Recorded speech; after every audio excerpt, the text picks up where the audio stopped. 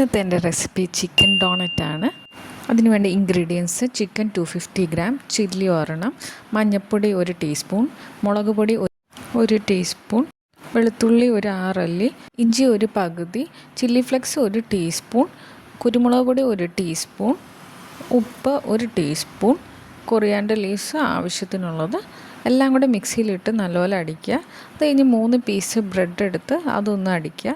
ഇതെല്ലാം കൂടെ കുഴച്ച് ശേഷം നമുക്കൊരു ഡോണറ്റ് റിങ്ങോ, ഞാനിപ്പോൾ ഇവിടെ കുപ്പിയുടെ ഒരു അടപ്പാണ് എടുത്തിരിക്കുന്നത്, അതിൻ്റെ ഷേപ്പ് ഉണ്ടാക്കുക.